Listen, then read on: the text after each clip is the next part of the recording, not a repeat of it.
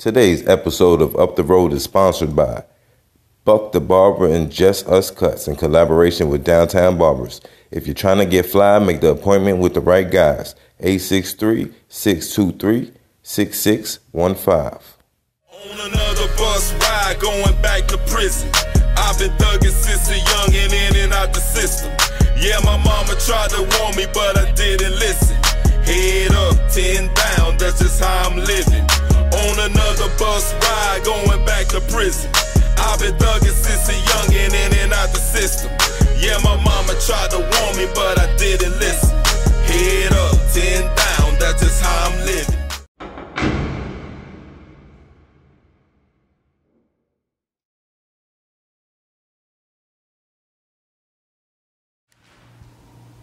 Can you introduce yourself?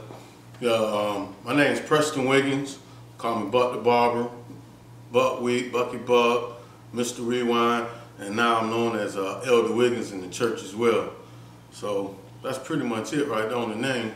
All right, can you tell us where you're from and what age you started getting in trouble with the law? I'm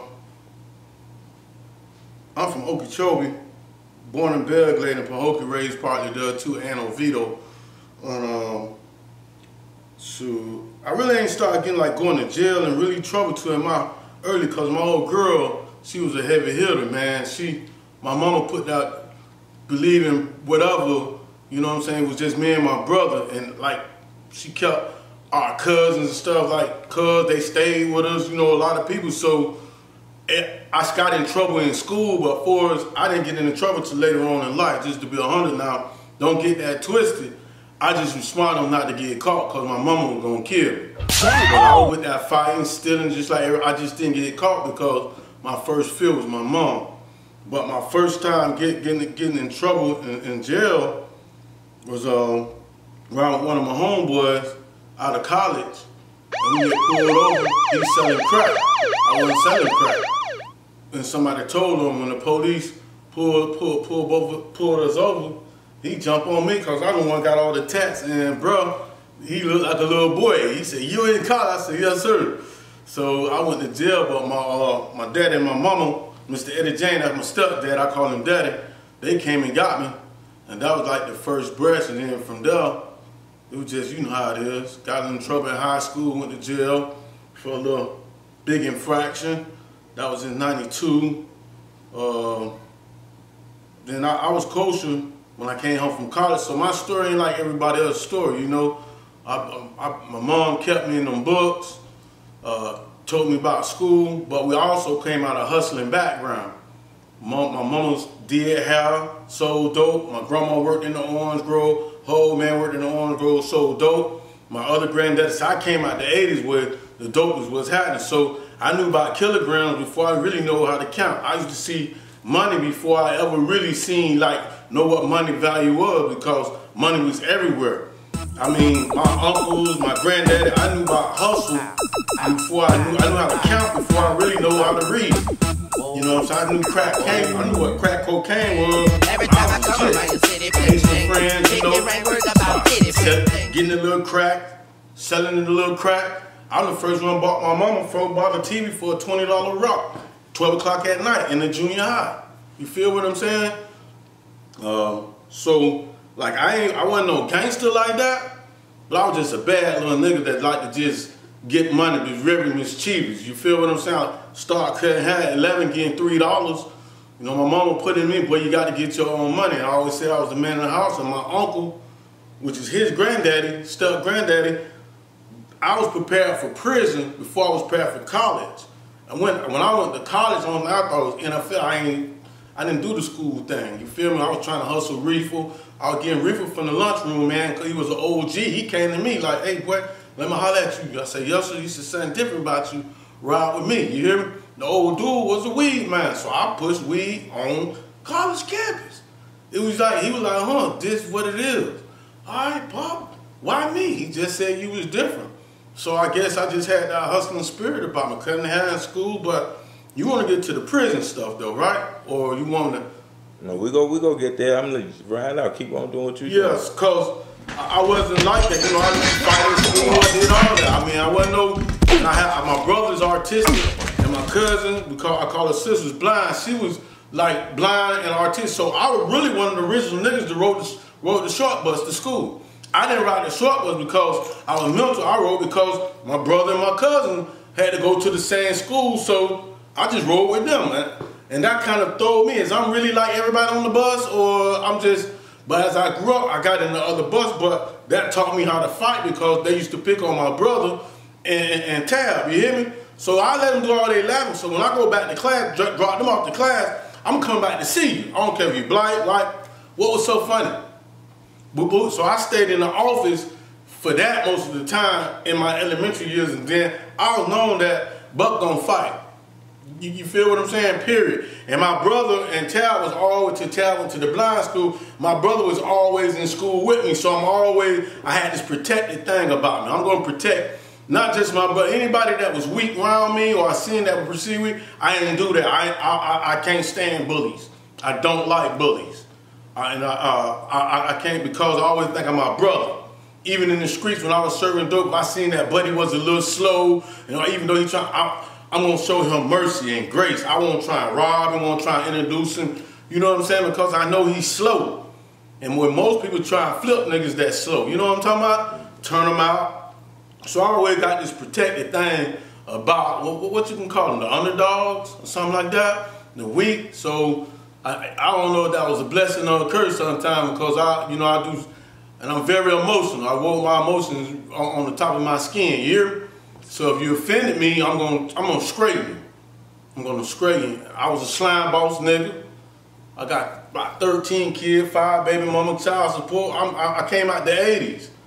And my role model was like really in Okeechobee, man, was really pimp. So it was really like big guys would stand around Mr. Butter Gilchrist to go to the store for $5. Them dudes don't want they change. I'm like 6, 7 years old. $2, $3 for, cause my old girl, she was in the streets, my mama working, so it was a lot of time I'm doing for me and my brother, just, you know, just hanging out. And we hung out with the, just keep it real. We wasn't like known in the hood. We was just like migrant niggas, you know what I'm saying? My people ain't had our cars. We ain't grow up like that, but we had love. We gonna eat every day. We gonna eat on the first, you hear me?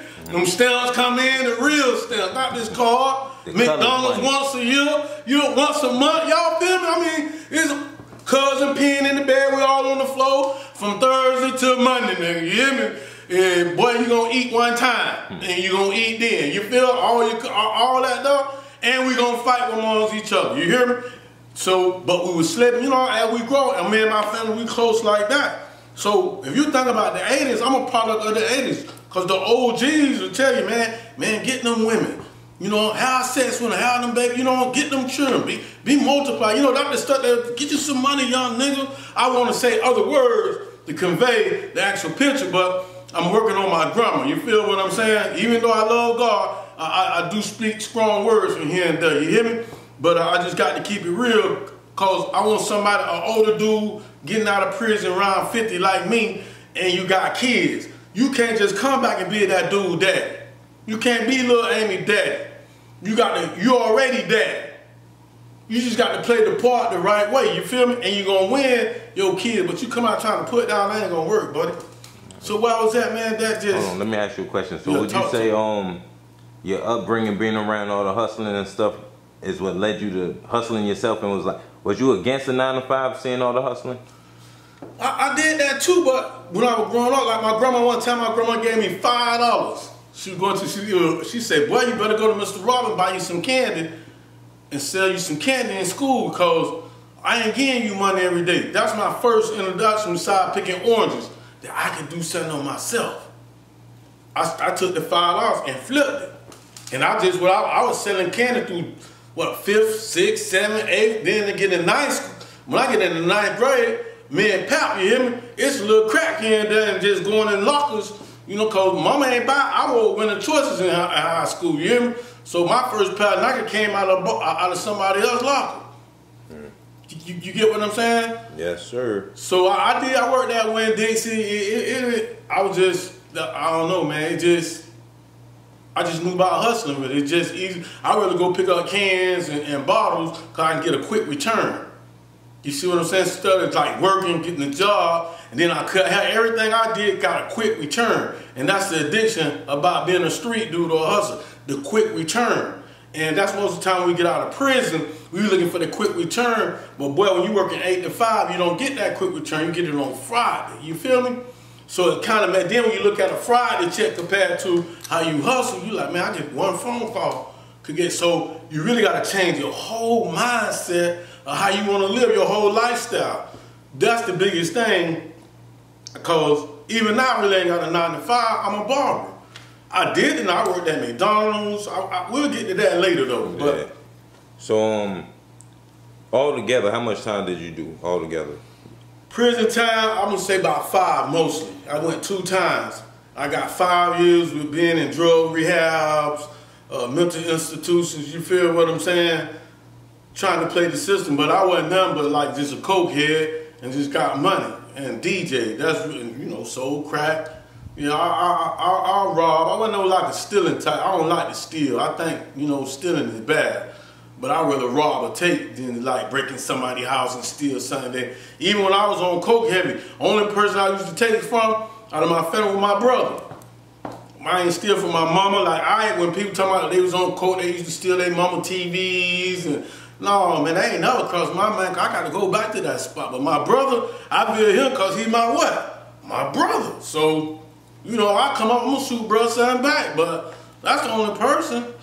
You know, then, you know, you got that street stealing, you know what I'm talking, steal a nigga bomb here and there, or know where he laid it at, double back and get him.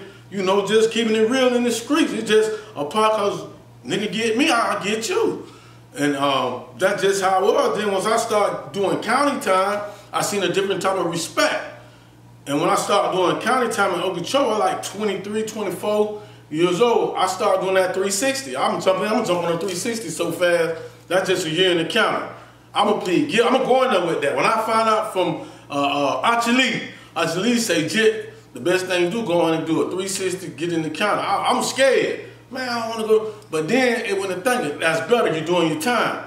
And by then, you go to the county, you're gonna do 6, 7 months on face. Before you even go to talking to the judge, you got 6 months in.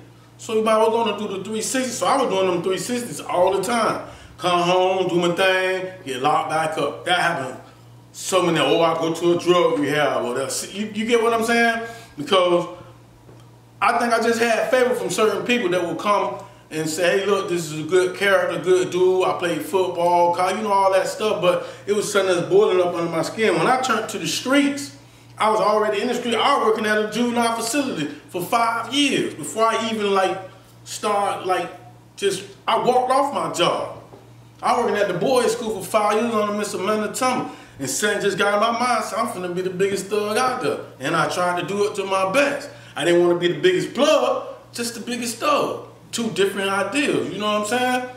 I ain't no plug, I ain't no killer, I just was a thug. I was in that time when that Tupac era thugging was it, man. Jordy's gonna be a thug. You know? And it just, shit just got, it just got away from me.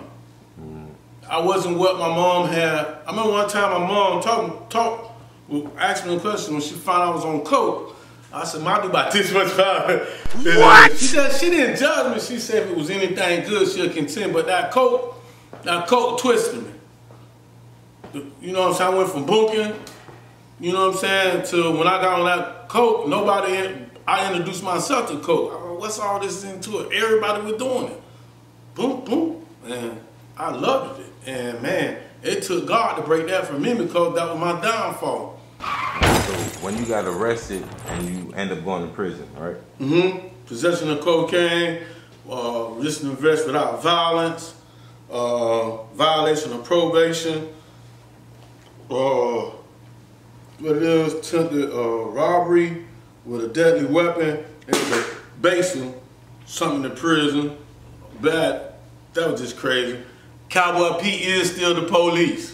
God damn it! The first time you get arrested, yes, sir, and you know you going up the road, what's going through your mind at that current moment? This is what I was prepared for. This is what my uncles and them told me for. This is what they used to tell me.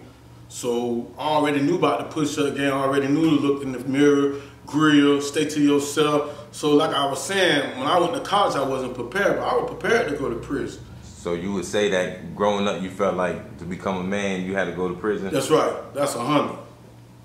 Because that was, when we had family get-together, that's what my uncles them used to talk. But where you was at? Well, I was at Lake Butler's, I was at Martin, my granddaddy. So that was they come and bond every year, or when they wait uncle, he in prison.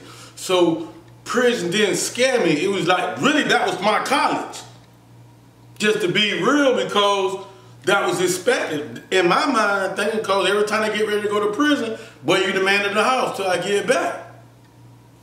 Okay, so take us from when we leave in county on that bus ride. Where we going first? Orlando. My first time, I was still scared or fear of the unknown. But like I said, I hang around old cats. Even to this day, I hang around old dudes. And the only thing they say, you got to change your mind. So my mind, when I went to prison, was already set in the county. I started sitting myself, and when I first went to prison, I had some cuts. If you go to prison with some money, you can move totally different than going to prison without no money. I'm telling you, you already got money on your books. Maybe your money ain't came up with you. So like a band, a bet, 2 bands, you doing good. I ain't finna do them up 15 months. I already got that 6 months in the county. 20, you know what I'm saying? So my first trip was alive because I was out of my mind. But in my mind, I said, I ain't finna let nobody put their hands on me. I ain't finna let nobody disrespect me. I ain't finna disrespect nobody. I'm gonna be a man. I'm gonna be a man when I come in here. I'm gonna be a man when I leave.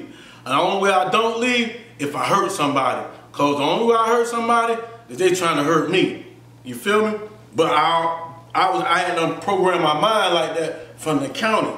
And then when I do get to Orlando, it's like, I ain't never been to the army, but I watch movies. It's like, y'all yelling, move, you butt naked out there, you know, nothing but, you know, it's all fast. And you do what them people say. I didn't have no problem like in that transition when you're going through Orlando. It's move, get your hair cut, take your test. I ain't have no, but I seen other cats have problems. Them Billy Badasses, they gonna get it. Them dudes don't even play with you. Orlando, when I first went, they nothing and kicking you right then. But no. On the way up on the van, on the bus, I'm like, damn, man, I'm going to prison, man. So tell what I'm talking about. Then when I get my bond up going to C-Dorm, over there where the rec field, I'm looking at the barbed wire fence saying in my hand, oh, there was manifold was telling me, damn, I'm really here. I ain't feeling sad, but it's just like, man, I'm really here. What I'm gonna do? Like I say, I already got a plan. I'm gonna stay to myself and try and get to the crib, but I'm also not with the craziness. You feel what I'm saying? When I get to the dorm first, I'm looking for something to poke somebody with. I ain't trying to be in here and be boxing a nigga, man. I ain't no boxer. You feel me? I'm gonna try and make an example off key or lock, sock. All that was already programmed in my mind how I'm gonna come out the box. You know what I'm saying? My first night, it was a white dude, an old white man named Mr. Larry. He would pee on himself and stuff like that, but Mr. Larry was great to me. And my first altercation came within 2 weeks. Somebody broke in Mr. Larry's house and stole all his little stuff. So I go to the door. I don't know nobody know me. Boy, you keep coming in this room like this, but I'm gonna do something. That's Mr. Larry's stuff. But my stuff in here too, so you better enough to come in here to do that, you'll do me like that. Straight up. And this is in Orlando. This is like my first week. I don't know the white buddy, but this is my bunkie. See, like I said, my mind was already programmed because I already knew what my uncle was gonna say. Protect your house. Nigga just can't disrespect your house. So if you with me, we in the house together, you feel me? And old man, an old coon, man. Old man, that man ain't about it. He's scared of anything that move, man. And dude to give you everything. So my thing was, that's a setup. So when I get my little canteen, you feel me? I put my canteen, ain't nobody saying nothing. They're gonna try me. No, they ain't looking like that. Boy, I'm doing 500 push-ups, 300 every day. You see me, I'm doing push-ups, body squats. You hear me? I'm going out there running the track. I play little basketball, shout about, cause I'm ready. I'm ready. I'm straight up. I ain't looking for no trouble, but I ain't backing down from it. I'm a country nigga by myself, and boy, I'm ready. I'm ready. I think, 2 months in that same dorm, I did get in a little fight about no winning. And about prison, it ain't about winning or losing, man. It's about a fight. As long as you get busy. That's right. It's about the fight. Because you can lose 50 fights. But if you fight hard enough, nigga ain't gonna keep jumping on you. Cause get what he gonna say? You know what you're playing, that nigga a fight now. So it ain't, I'm gonna fight. I'm gonna fight hard. I'm gonna bite you, scratch you, do whatever. I really wanna try and poke you. I really wanna put one of these ink pens and pencils in you, straight up, man. I ain't here. I know I'm staying in my lane, and when I go to prison, I don't get in a group. I stay on my bunk. I barely watch TV. I don't get no phone calls. I don't get no letters. None of that. So my mama may send me $50 or $30 a month, but I know how to hustle. I'm gonna wash shoes. You hear me? I'm gonna cut hair. I'm gonna write notes. I got a pretty handwriting. You understand what I'm saying? And my first trip, I get knocked off because, listen, the cafeteria had this play called, I forgot, it was the president, forgot the name of it. The white dude kept saying, you know, so he pulled me over one day. He said, man, big man. I said, yes, sir. What's happening, partner? He said, man, Chipley, Florida, home CI. He said, hey, man, you know Chipley's one of the biggest weed counters. Okay. What you telling me that for? You know what I'm saying? All right, so what? So this dude, for like that whole week, he just keep talking about weed. So I tell him, dude, hardwood from Orlando. I said, man, this guy keep asking me about reefer. He said, man, I might be the plug, cause I don't smoke reefer. I don't smoke, snort, drink, or nothing when I go to prison. I'm straight on getting my mind right to better myself. You hear me? And I said, man, I ain't coming to do all that. He said, man, get the bomb and just give me the bomb. I said, man, I ain't even finna play with the man, you hear me? So when he came to me and said, you know, I can hook you up, man, just bring me back Sunday. So I told him, man, I ain't in that type of life, man. I'm finna go home about 10 months, man. My mama them out there, man. My children out there, man. I ain't coming to do that, though. And so when I told him that, I think the buddy got spooked. So the same day that he gave me this proposal and I turned it down, I go tell Wood. I said, Wood, buddy just asked me, you know, he wanted to give me, he said, nigga, you ain't get it. I said, no, man, I'm going to the crib. I'm the bus boy. I take the food to the line, to the dish room, and get a hot tray. You feel me? So when the lady coming out, I don't know, when the lady come out, I say, hot, hot, hot. And she stepped back, but I grazed her. I did. I said, excuse me, mama, just like that. I love my little job. Boom, boom, boom. Finna go to church. When I finish, I see all these police in here. So my dog would say, boy, what you did? I said, man, I did nothing. So when the sergeant come to me, he said, big man, cuff up. Cuff up? For what? He said, I got you touching on the officer. I look at the lady. What lady? Who? She said, when you passed her, she didn't say it. The dude who asked me about the reefer. You feel me? The lady didn't say it. I said, man, I tell you. She said, it wasn't like you.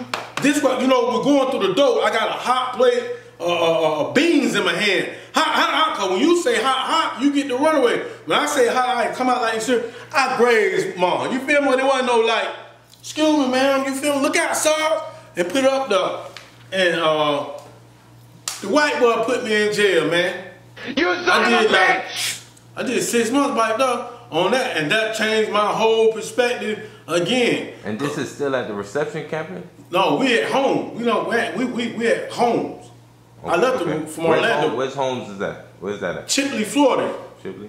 Yeah, I was at home, and this is my first bid. Okay. I stayed in Orlando. Orlando is live. You can hustle in Orlando. It's so much going on in the O. I really want to stay in the O because it's always moving. Different people, different dudes, different. So I get transferred to Orlando my first trip. So I don't know what a bad prison is. I don't know what a good prison is. And I get in the kitchen. And this transferred within no time. I mean, like, no time. I maybe it was on pound 90 days when this happened. When you doing this time, are you gang affiliated or you a neutron? I'm going to say it like this. BGD, Black Gangster Disciples, I was already talking and tripping like that before I went in, you hear me? And when I got in there, I got blessed up. You know what I'm talking about? Why you call me the preacher man?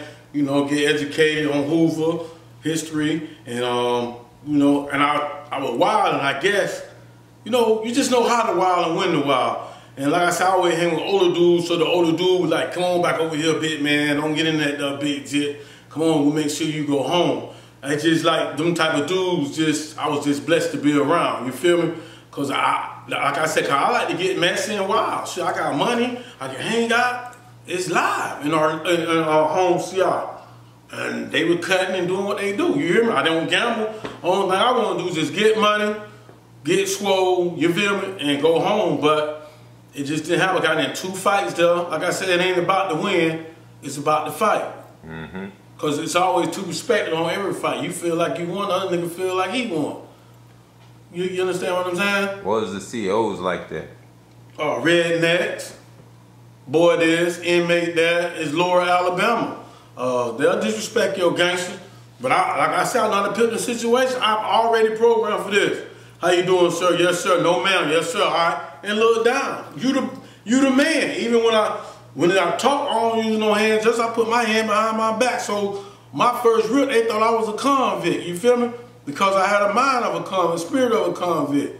I ain't with none. I'm gonna line up at the back of the line. You feel me? If I can't get at the back of the line, I ain't going. It just Orlando. I mean, and that's when I seen a dude get his face like cut off in the breakfast line in the morning about 4 o'clock. Playing. So why would you want to be to the back of the line? What's the reasoning for that? Coming out your dorm, because that's where you get stabbed at, all up in the front, and sometimes dude be trying to hit another dude so bad, and if you in the mix or you round the dude, you jump, he may think you trying to. So if I know if I'm in the back of the line, I see everything coming to me. And the only time it get uncomfortable, if I'm in D dorm, we going to E dorm, that means E dorm got to get behind me. So the whole time, I'm slag walking, I'm doing all that, hoping that the police say the inmate get at the end of the line. You know, most of the time they say get back in the line. You feel me? Because I don't really, because that's how you get stole. That's how you get cut. From a dude coming from where? From behind. You hear me? Have you ever been stabbed or cut while you was doing this time? No, I done been beat on and kicked on. By inmate and officers, no. I haven't got cut myself. How you cut yourself, man? Playing with a knife. Just playing with a knife. Yup. So while you up the road, how much is a blunt going for while you up there and see Holmes? So I wasn't smoking, but I hung around them dudes like $20 a pen joint. And what about the powder? I don't know about coke when I was out there. Did they have it around, or it was like here and there, or it was out there like outside? I was just around like the dudes I hung around, they was really in the little reefer and hustling. So I went around the coke, but my second time I knew about coke at a different camp. But Holmes really was just a little reefer. I ain't even get on no phone my first time. So your whole bid, you stayed at Holmes the whole time? My first time, yeah. You stayed at Holmes the whole time. And I time. went to a Holmes work camp. That's it. What's the worst thing you seen in Holmes? That dude getting his face cut off, and dude playing with that money and get that little toot took. You hear me? What? Yeah. I done seen dude, and what's crazy thing about when I first went to prison, the stigma was like, dudes really go with dudes. I mean, dudes could be your sister, your brother, or older dude, you know what I'm saying, be like a pop, man. These dudes really about dudes. I'm talking about, I ain't talking about dudes doing license, I'm talking about dudes maybe got 2-3 years. What's going on? And I want a non-gay explanation. This what blew me, so that what blew me. Like, it's a world in another world. Punks run the camp. Punks run the pound. Don't let them. You got to get your clothes on. You got everything coming through some type of system in prison. And them sisters is real protected. By them goons, them gangsters, them niggas come home, squall up, HIV, dealing with them boys. Your sister jamming with this nigga been 20 years, 15 years. All right. You end up making love to a boy. Okay. Somebody's girlfriend. All right. Man, so while you over here, what kind of books you was reading? My first bid? Yeah. My first time? Yeah, what kind of books we was reading? I just studied everything my first time. The Bible, the Quran, Indian books, anything that was dealing with some type of higher power, spirituality. That's what I read. I didn't get into urban books. I didn't get into black books. I didn't get into rap thing. I even read about voodoo, went to the voodoo school and all that. I just wanted to know what was out there. Black history, black gods. That would caught that's what I stayed on. You understand what I'm saying? Yeah, definitely. About spirituality. Because I always knew that something got to keep all this stuff together. You know, some people don't believe. I'm just a believer. I believe in the spiritual entity. Like y'all call bad energy, I call bad spirits on the nigga. And now, a word from our sponsors. I'm sent to the owner of Downtown Barber. We might be trying to collab on some business. I've been cutting over 30 years. I'm a new barber at Downtown Barber. Yeah, all I really know is 100. Nothing left. 100. Till nothing left. All I really know is 100.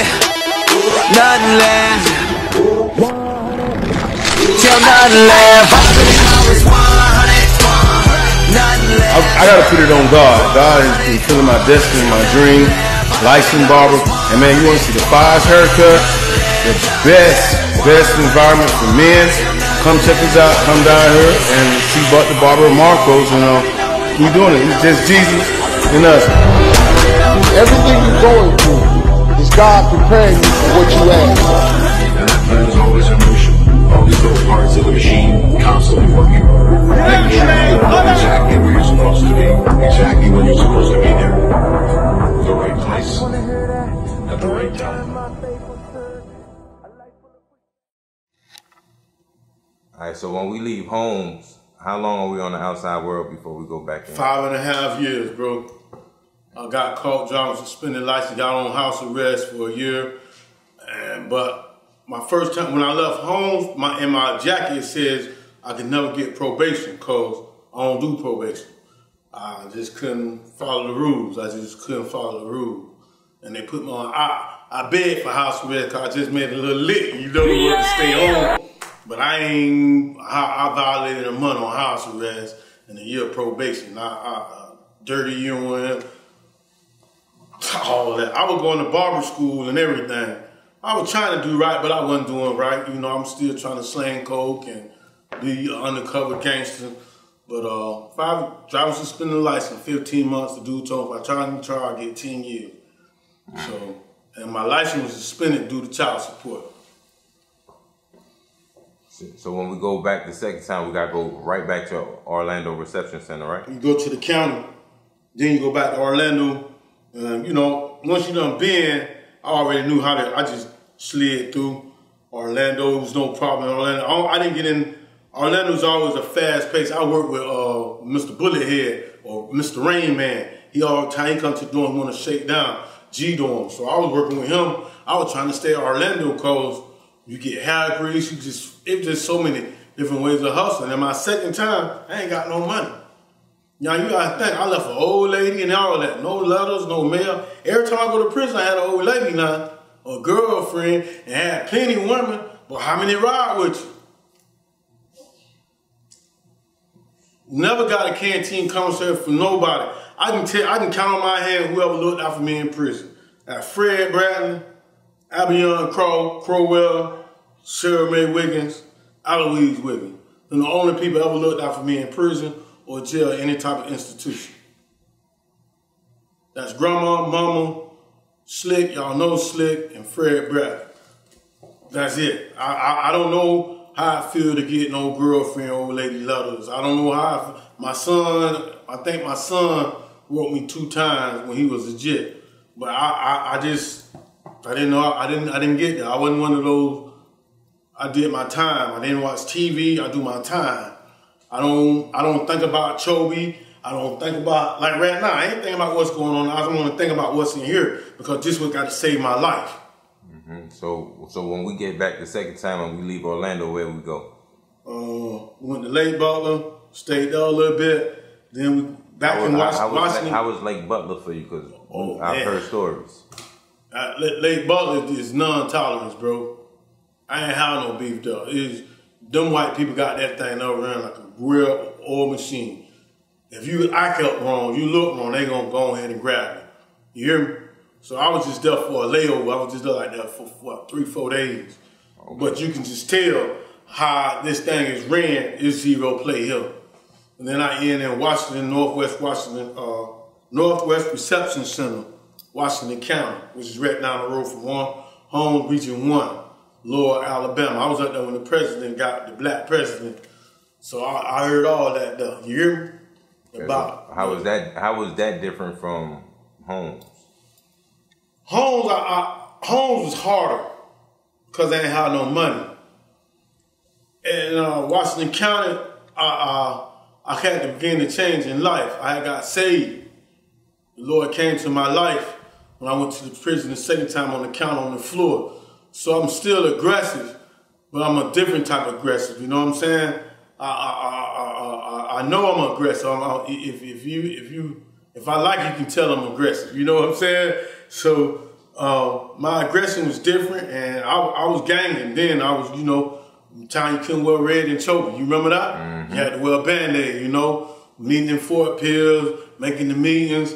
I was all in for development, brotherhood, and like I said, I ain't really had them, but that no here and far, I ain't want to glamour. It's false because they ain't gonna look out for you.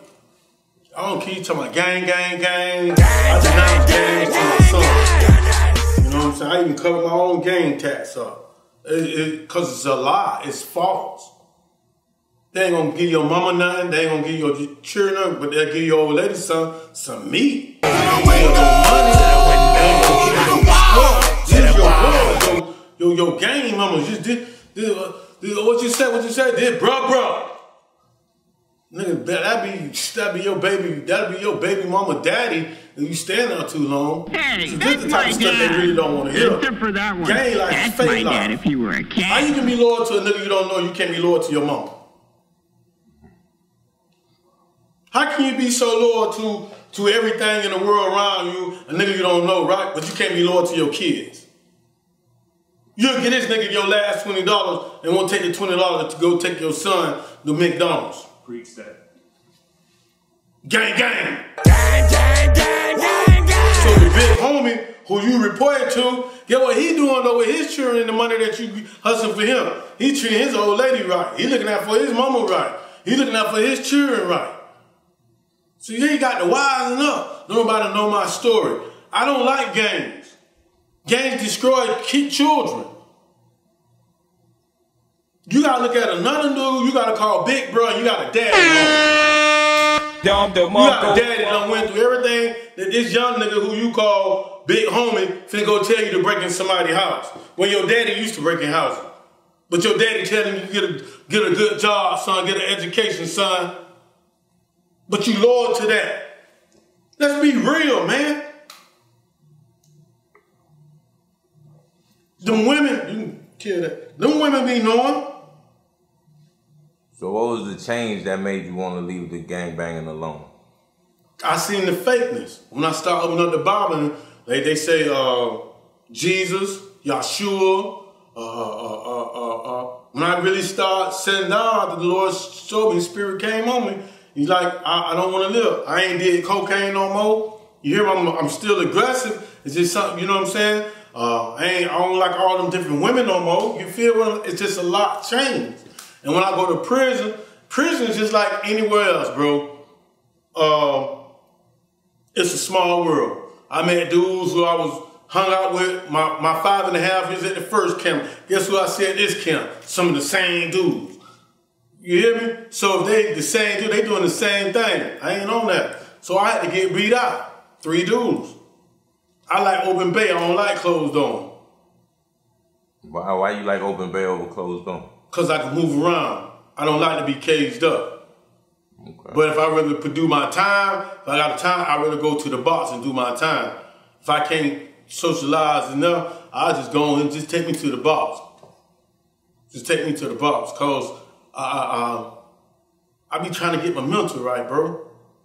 What was the change like when you was affiliated and now you giving your life to God, what was the changes that happened for you inside the prison? Because I got with the old dudes. I got them old dudes that done their time, and I know they for real about life.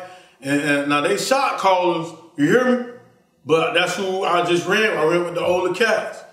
And once they see, they go into church, they go into service, they work out.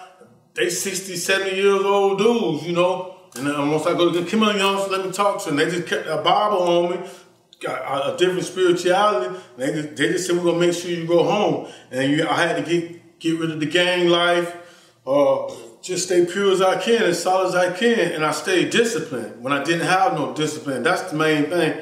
I didn't have no discipline. I didn't care no more for you than you cared for me. But now I love everybody, man. That's just real. I don't want to see nobody go through nothing. I don't want to see somebody go to prison. You know what I'm saying? I believe it's 1% of people got to live a certain way. They ain't got nobody. But what would you tell one of these young kids right now that's picking up the flag and trying to rep? They dumb. How can you pick up that flag and rep, but you can't rep your mama? And that's I'm not talking about that 1%. That 1%, mama on dope, daddy on dope. Let's talk about the 1%. That's the 1% I want you to talk to. That's trying to pick up the rap. See, now that's a whole different mindset, because that individual feel like it ain't nobody out here for but other people that's in that 1%. So if they all in this 1%, they apex predators. Because where you eating, they not eating. Where you get $20 here and there, they not getting $20 here and there. So you can afford fresh to go to school every day on the first day, where if they don't get it, they're not going to get it. They're not going to get that haircut. They're not going to have the fresh shoes on. So that turns them to an apex predator. They're going to do the pocketbook snatch. It ain't because he really want to. It's just the environment that he in. So what would you tell that kid? Well, I tell that kid, man, go to some type of human resources, go to some type of counselor, and sit down and really tell them your situation. You know, talking to people is kind of frowned upon in our community, man.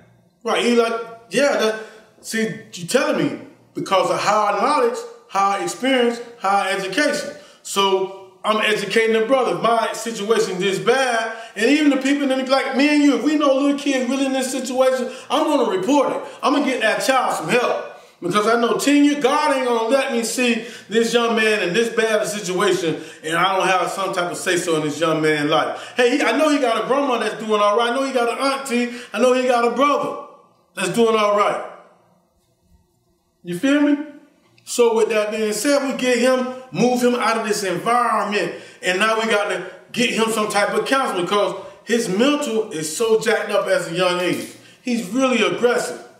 How would you coach him through his first bid? Because most of them going to end up going through the cycle anyway. Trust and keep him in a classroom in a book and show him a different type of real love.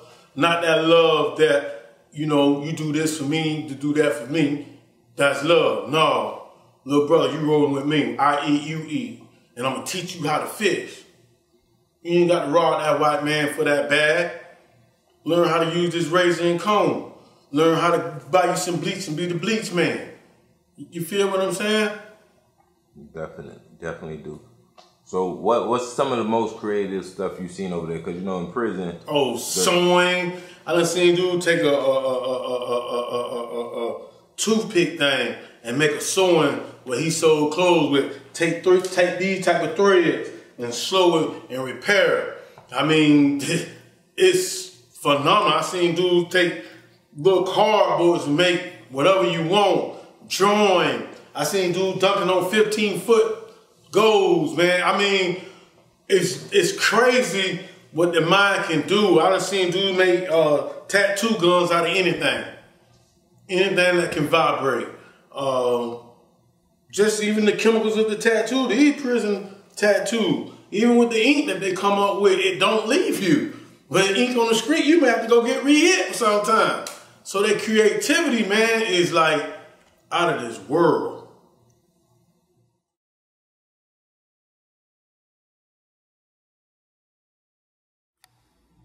All right, so when we leaving all the gang stuff alone and we transferring over to the church. Yes, sir. We still dealing with the demons of that life still, or? Yeah, them demons never go nowhere. And when I was in home, see, like I said, I was just start eating, and I was going to a Muslim school and a believer, and I was doing Indian teaching about India, Buddhism, and all these type of different goddesses and gods. And what I came to the conclusion to be to stick with the Bible, because every other teacher, they always bring what in reference to Bible, or it compares itself to the Bible. And I was living in a mosque, and I say, why should I have to get another, why if they refer me to the Bible, why don't I just stick with the Bible? And I stuck with it. And my first time, I forgot to tell you, Minister Angelo Wells, the preacher, he gave me my first Bible because I was standing to he said, man, you stand up to that gate like an animal. I wanted to get out. I was young, I was thuggish. And he said, read this. And I've been hooked on the Bible ever since, but God didn't touch me to my second time going to prison, where we at now. And when I was in prison, in the chapel, I see dudes doing unseemly stuff. Man, I just man, you can't do that in the church, man. Come on, man. And by then, I'm kind of known, Big Reb, the preacher, the young preacher, played basketball, the young preacher who taught the punks, you know what I'm saying, and hug them. And I don't call them aunties. If your name was John, Big Reb gonna call you what? John. And if I know you banging, I ain't gonna call you bruh, blood, or kinfolk, or do no. No, I'm gonna call you by your name, brother. Because I want to show them, man, it's all about the mind. And the devil will pimp whoever he want to pimp. He pimped me for many years. He'll pimp me now from time to time. I just got to keep it real if I don't stay on my square or stay level-headed. I don't know why people put so much pressure when you say you love Jesus, but when you're doing everything that the devil wants you to do, is no pressure. It's acceptable. The minute you say you saved and you want to live for God, they act like that's the worst thing in the world to do. And as soon as you mess up in this life, oh, I told you he wasn't for real. That nigga wasn't for real by God. Because you can be a gangster on the street and give old ladies money. The devil don't kick you off from not being his student, do he? So why when you mess up with God, people want to kick you out the church? I can't comprehend that. And what I would like to give people who come in home and want to stay home out of prison, don't leave that discipline and that regimen in prison. Bring that home with you.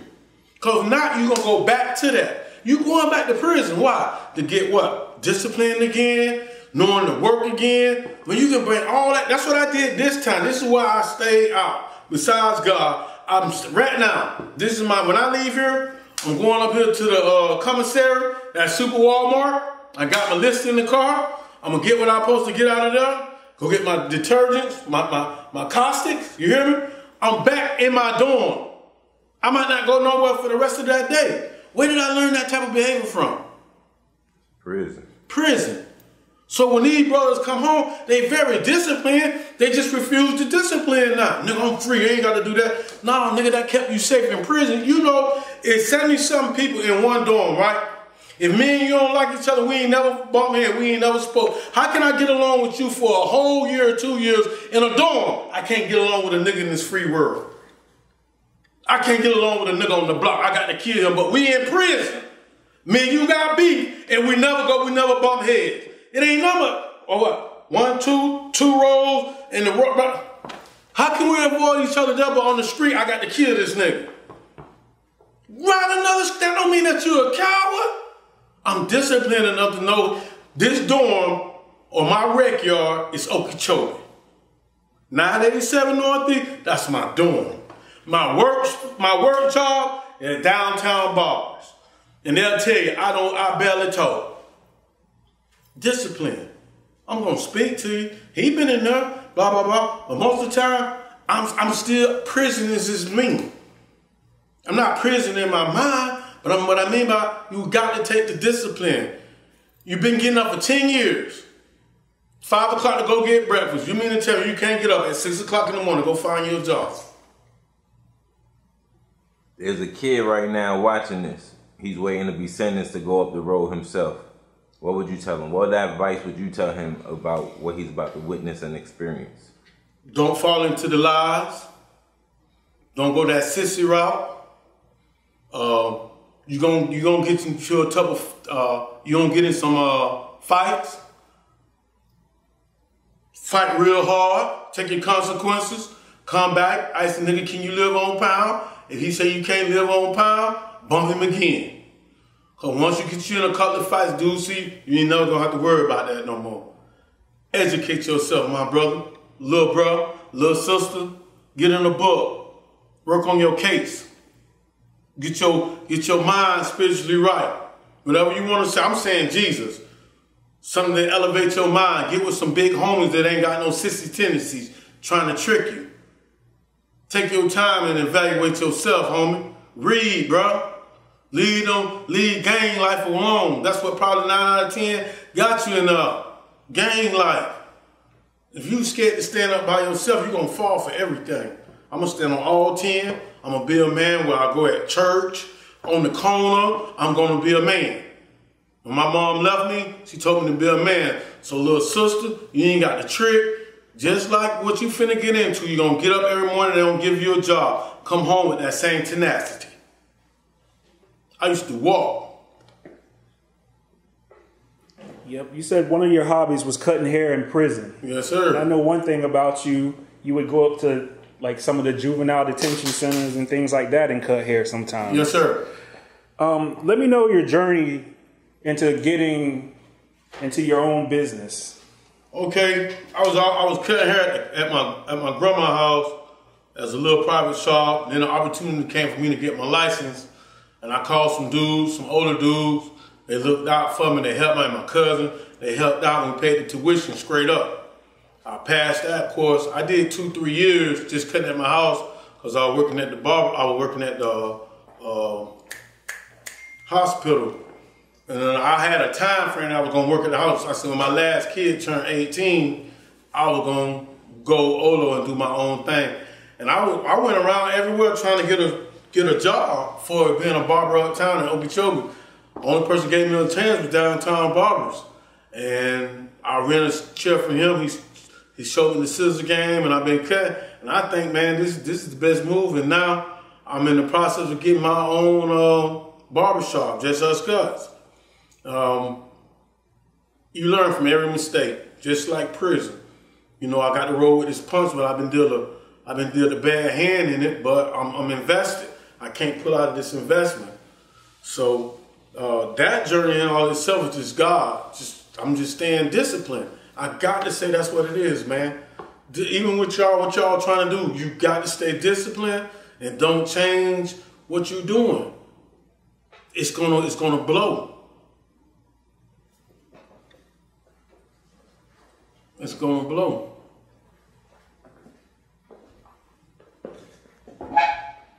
So while you was in town doing your time before you transferred over giving your life to Jesus. Yes, sir. There's a lot of stuff you regret. Oh yeah, man. But do you feel like the stuff you regret is the same things that made you become the man you are right now? Both. The Bible tells us we should be ashamed of some stuff and not glorify with the things that we did that we know is a shame. And my first shame is playing with women. What you mean by that? Having multiple women, multiple children, and all of them not in the same house. So when, that alone don't make me a man of a character because I couldn't take care of them at that particular time. Because I'm street up. I'm about the street life. And the generation that taught me, they didn't tell me about the taking care of the kid part. I think women be way more mature than a man in their early years. Cause they looking for the house, the nigga looking for the toy.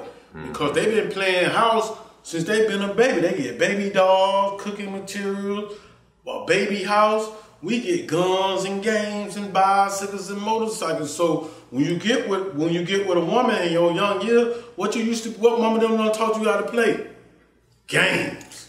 What mama taught daughter, what the daughter been learning how to play? House. So who had more of an advantage? The girl.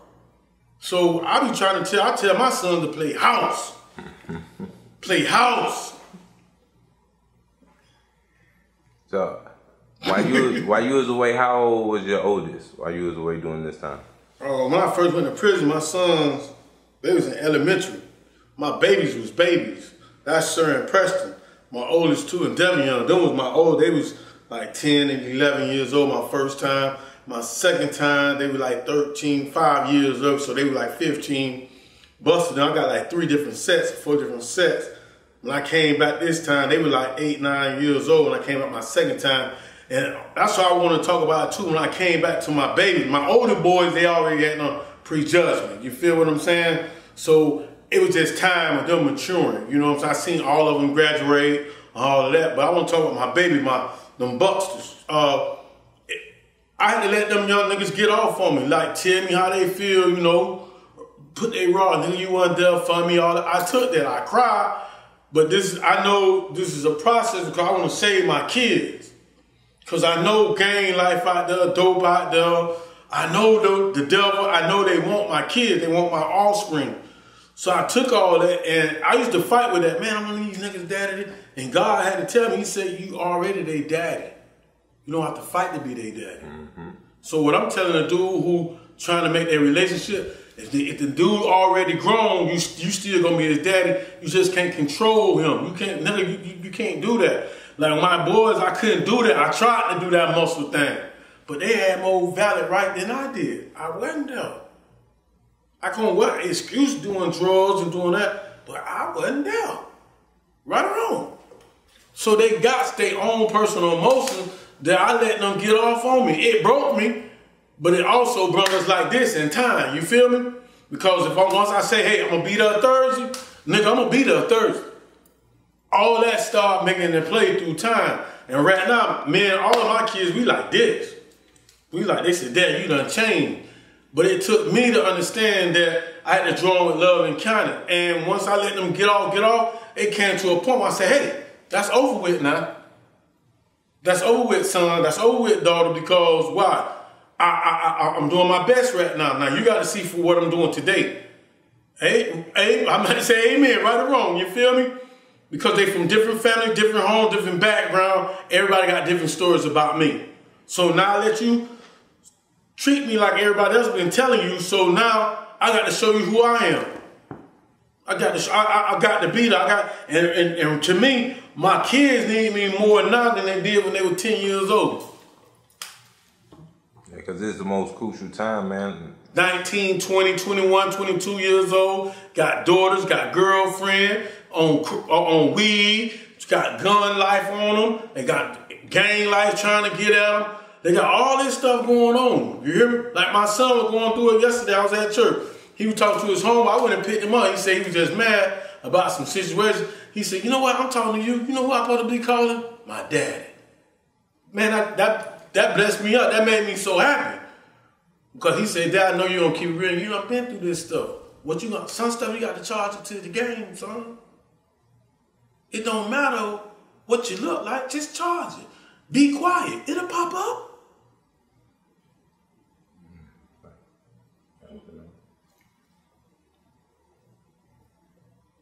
Man, let me run this thing with you a little bit more.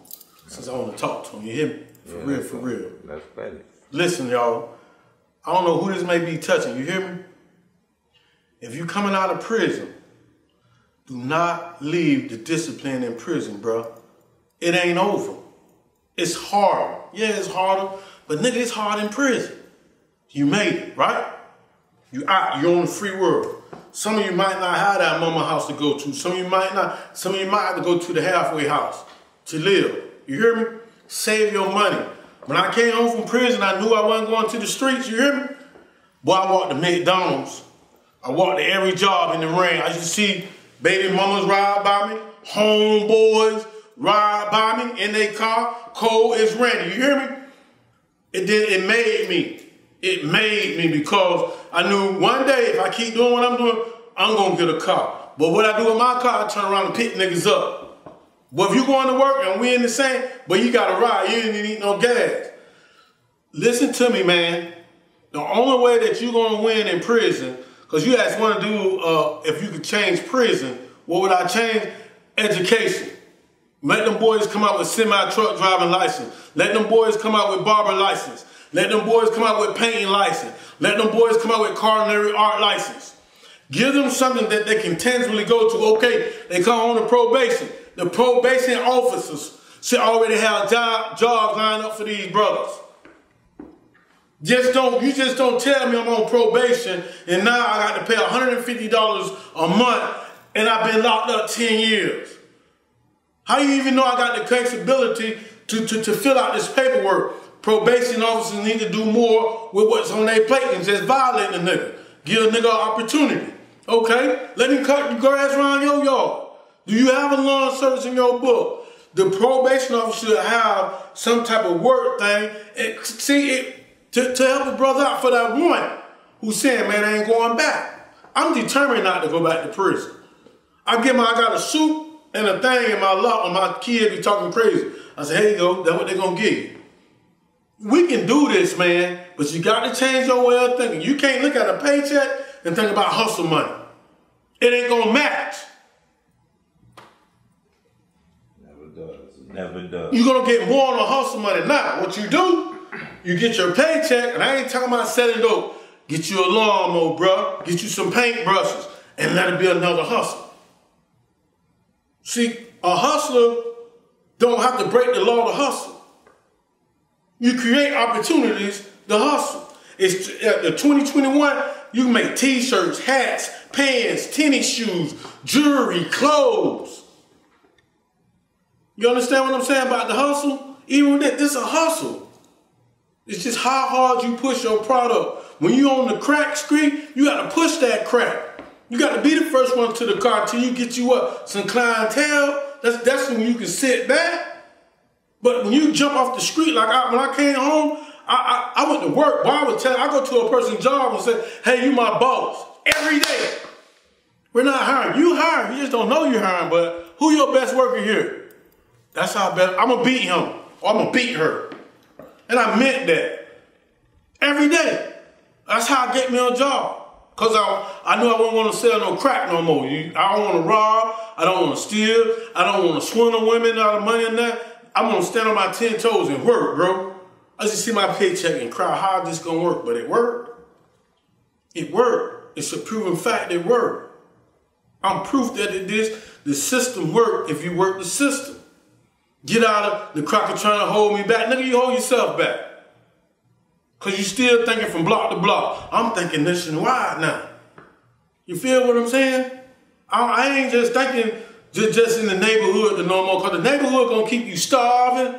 And the minute you don't move like the neighborhood wants you to move, they ain't going to mess with you no more. Most real dudes never be your real homeboys. They always be an out-of-towner who support you. I'm just going to keep it, I'm going to keep it 100. I don't know where God got me like this, but I came to tell the truth, man. Prison ain't hype. Prison ain't fun. Nigga, nobody giving you nothing in there. Young niggas doing little tricks in there. Niggas getting beat up, getting raped in there. How that's fun? Some people died while they in prison. They mama died while they was in prison. They daddy died in prison. Grandma died while you was in prison and you can't come home to the funeral. Now you even more of a predator. Now you really don't care because that's the only person who's giving you $25. How is this fun? Gang, gang, gang. You got 20 years and you 20. They don't even understand what all that time mean, man. I'm just keeping it real. It's just crazy, man. Put these up. They scared. They scared of that these days, man. I'll take a good butt whipping than for somebody to come put that pistol on me. These youngins do not want to get punched in the face. And listen, I'm going to tell you this. I hope my sons see this. All of them. Go to church. I ain't telling you go to church like I go to church. Go to church and listen to a word. Go to church and see men walking around with their pants up. Go to church and see men smelling good. Go to church seeing men around there. The nigga he could be an old mischievous type brother. But you see him with a woman the right way. Sometimes we got to put ourselves in position to see better things.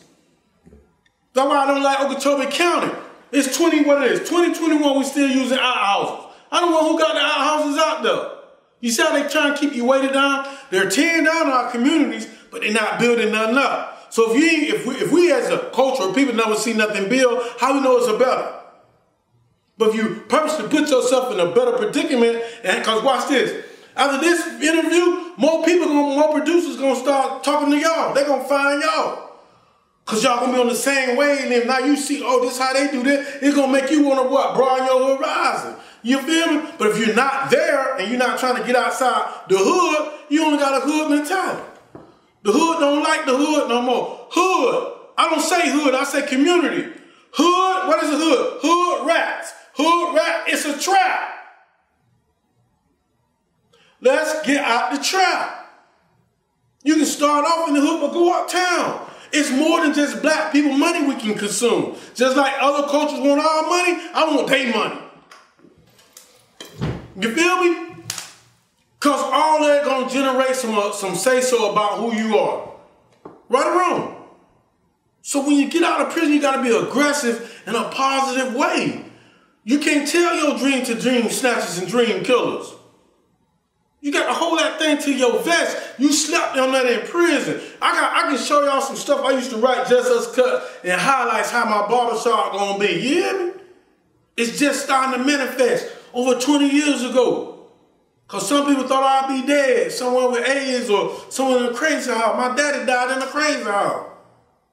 My mama just died at 66 years old in June. Grandma died. Everybody who I know I watched die. I watched. They got my head thrown right now, you hear me? It's real life out here. Ain't nobody getting you nothing. Anybody getting you something, Mr. Cameraman? That's a negative. Mr. Interview Man, ain't nobody getting you nothing? Is somebody getting you something? Nothing. Same thing in prison. So why you can't make it out here, man, and get it?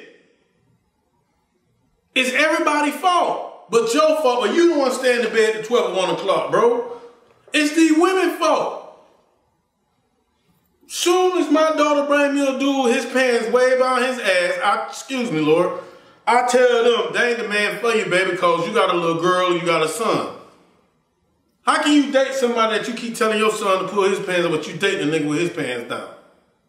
You date a nigga who played the game all day long, but you get mad with your son because he played the game and then wash the dishes.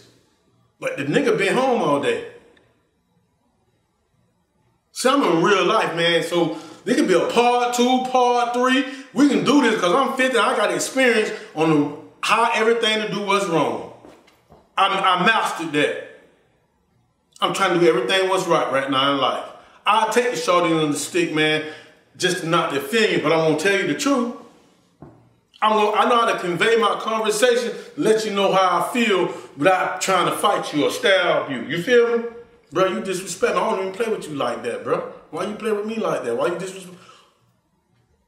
Is that something you learned in prison? Yeah, all that. All that, how to talk to, how to make your delivery. Because if you don't make the right delivery in prison, that could be your last conflict. You feel what I'm saying? When a dude, it's so highly respected in prison. If I walk in front of you, bro, and I say, oh, my bad, excuse me, that could be a problem in the morning. In the morning, because everything's a routine, that dude gonna be right there. But next time, he might come up and just go to fighting you or stabbing you, because he feel like what? You disrespected his game because you walked in front of him and didn't say, excuse me, bro, my bad. If you would have said that to the buddy, yeah, what? Buddy said, ain't no problem, big man, we straight. But because you didn't acknowledge that, he feel like you disrespect him, now it's finna be a domino effect. I got sent to the box for 30 days over a soapbox, on top of a soapbox. I took a shower, went back, somebody took the top of my soapbox. You hear me? I go off on the deep end. And all the dudes in the door, big real man, we got a whole side staying the principal, man. Man, I'll make a nigga kill me about this soapbox. They ain't pay for that. I don't take nothing from nobody. You feel me? It's all about the principle of somebody took something from me. Cause I feel if you take that penny thing, the next thing you're gonna do is you'll be trying to take my food out my locker, or you probably want some old butt or something. You feel me? So I'm just gonna stop it right here, man. That nigga, that's crazy. It's just real life. It's real life. Get behind your kids. Nigga, you been locked up 30 years, your son playing football. It shouldn't be a practice you miss or a game. Especially if you selling dope. Come on, man. Come on, we got to stop playing. It's more dudes come home from prison, glamorifying prison, and really tell them how they cried in prison. That'll stop a lot of this foolism. But what they do, they come home with this masculine thing, like, well, it's great, I had to go do that. Yeah, we know you had to do it, but tell the young man the truth. How you cried, how you were missing home, how you missing your son and your daughters and your mama.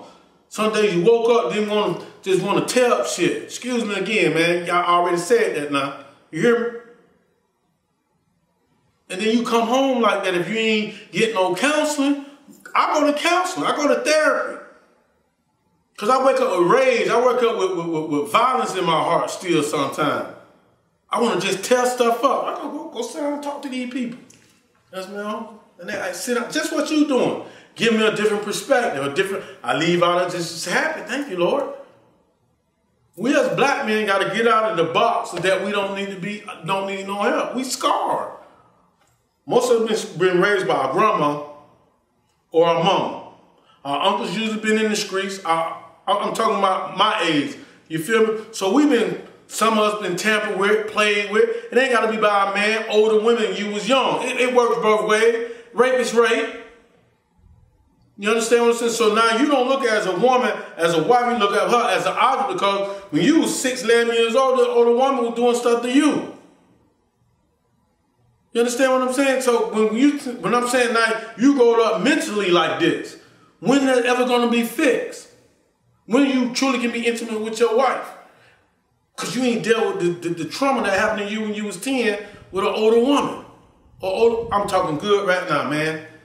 And your girl can't figure out why you the way you act towards women. You good to your mama, but them other women, because you know what them other women did to you when you was a jit. We messed up, man. Talk to me. Did you not getting no letters and stuff from your baby moms and them women in your life also change how you feel about women, or you? True. I just let my guards down dealing with my wife because I feel like ain't number one woman is ever gonna help me when I'm down, and that would be my mom. Now she passed, and I think I messed my marriage up due to that. You hear what I'm saying? Because I didn't trust that my wife would be there, because anytime I ever got in trouble, big trouble or surreal, I always had, you know what I'm talking about? Mama love. Huh? You had that mama love around. That's right. I'm a mama's boy. I ain't gonna lie to you. Because that's the one who treated me like I went through thick or thin, thick or skin, you hear me? Tell me the truth, son. All right, mama, this really how it went down, you feel me? That's it. So, once I go to jail, I already know it's me. And that's how I live right now today. It's me. That's why when y'all say, yeah, I want to tell it. I can talk some more stuff. I know everything. I used to go to when people get killed in trouble. I used to run around and see the stuff. I had guns. I used to play with guns when I was 5 and 6, 8 years old, man. This real life here, man. Man, is there anything you want to do before we sign out? Anything else you want to tell them? Yes. Man, I'm so serious about life right now.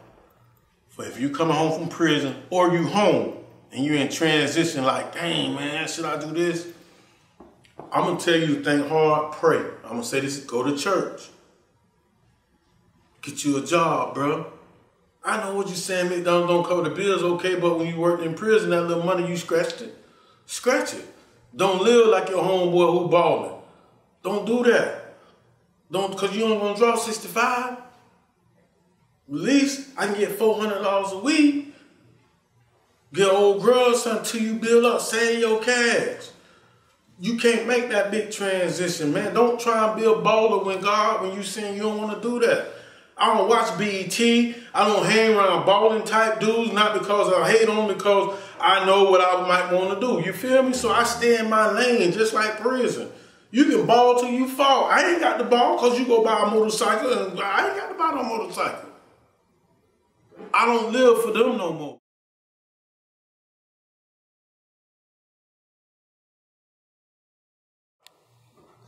right, so can you sign us out? Yeah, I'm just going to sign you out and say, I'm just going to pray, man. Can I do that? Let's pray. Dear Father God, I come to you in the name of Jesus, Lord. I just spoke from my heart, spoke from my experience for betterment. And Lord, I'd like you to bless that daughter, that son, that grandson, that granddaughter, that dad, that granddaddy, that uncle that's coming out of prison and don't have no thought or what to do or how to do, but they won't change. They don't want to go back to prison. They want to prove to people that they have changed.